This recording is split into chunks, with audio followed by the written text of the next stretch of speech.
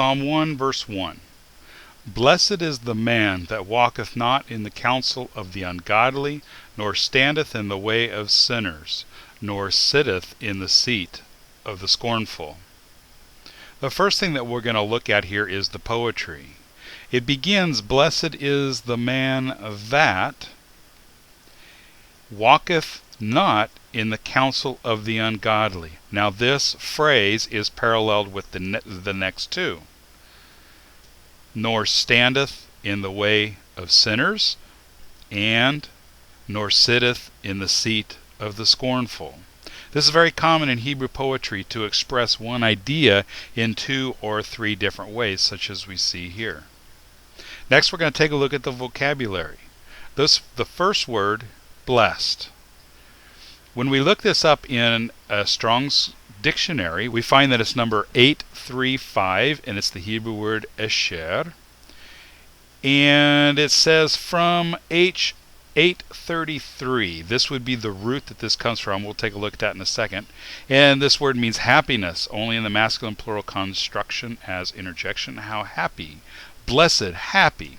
Now, we recognize that blessed, happy, these are abstracts, and what we're trying to do is get back to the concrete meaning of these words, the way that the Hebrews understood these words. So let's take a look at the root that this comes from. It's Strong's number 833, and this is a primitive root, to be straight. That's concrete. Used in the widest sense, especially to be level, right, or happy. Now we understand that this word asher means level. If you're building a house, you want to build it on level ground. If you do, you'll be happy. Everything will go well. If you don't build it on level ground, you have problems. The second word that we're going to look at is the word ungodly. If we look this up in Strong's dictionary, it's 7563, rasha. From 7561, morally wrong, concretely and actively bad person, condemned, guilty, ungodly, wicked. Again, most of these are abstracts. If we take a look at the root, number 7561, we find depart. Here we can see the concreteness of this word, to depart. And it means to depart from the path, to walk away from truth. These are the ideas behind the word rasha. If we depart from the path, we become lost. Think of yourself as traveling through the forest on a trail. The next thing you know, you've lost your way. It's starting to get dark. These are the concrete understandings of the Hebrew word rasha. The next word we're going to look at is sinners. This is Strong's number 2400, chata. And Strong's defines this word as an offender, sinful, sinner. It comes from the root 2398, and this root means properly to miss. In fact, there's one passage where it says that all the sons of Benjamin who could sling a stone and not miss the mark. That's the meaning of this word chata, is to miss the mark. When we shoot at a target and we don't hit what we're aiming at, we've missed the mark. The same is true with God's teachings. If we don't do what God said, we miss the mark. The next word is scornful. This is Strong's number 3887, and it's the verb lutz, which means to make mouths at. Now this can be as an interpreter or as a mocker. This is a person who imitates another person, either as an interpreter or as a mocker. Now let's take a look at this verse from a Hebraic perspective.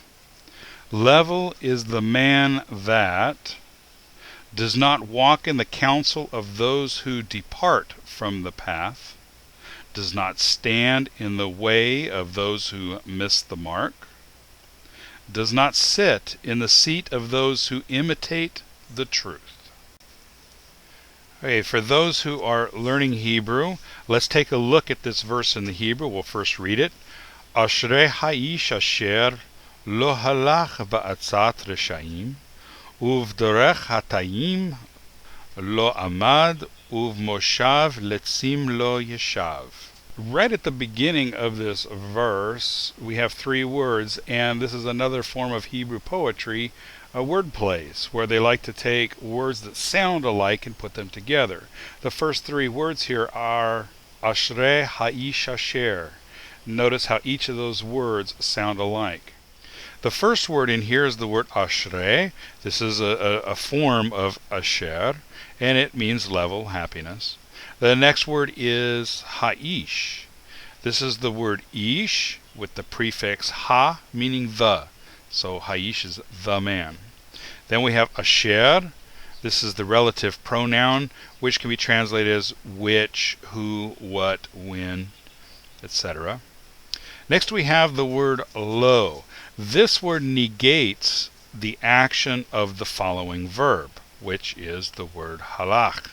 Halach means to walk. In this case, it's masculine singular. He walks. But because of the word lo, which precedes it, it's he does not walk. Then we have be'atzat.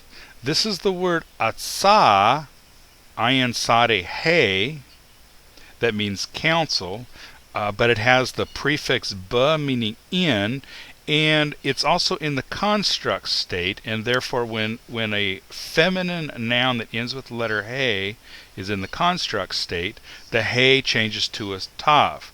So be'atzah in the construct becomes be'atzat.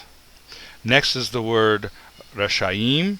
That's the word rasha with the im plural suffix, so it's the lost ones. Uv derech. This is the word derech, meaning road, way, path, or way of life. Then it also includes the letter bet as a prefix meaning in, and also the letter vav as a prefix meaning and. So, and in the path. Chataim, this is the noun chata, meaning to miss the mark, or one who misses the mark. And then it also has the plural suffix, meaning ones who miss the mark. Again, we have the word lo, which negates the following verb, which is amad. Amad means he stands. So this becomes he does not stand. Uv moshav. The word moshav is the noun meaning a seat, a chair. And this also includes the letter bet, meaning in, and the letter vav, meaning and. Letzim, this is the verb lutz, but it's written in the participle plural form, letzim, which means imitators, interpreters, or mockers.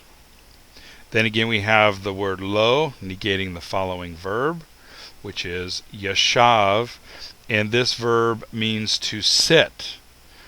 Also it can mean to settle down or to dwell.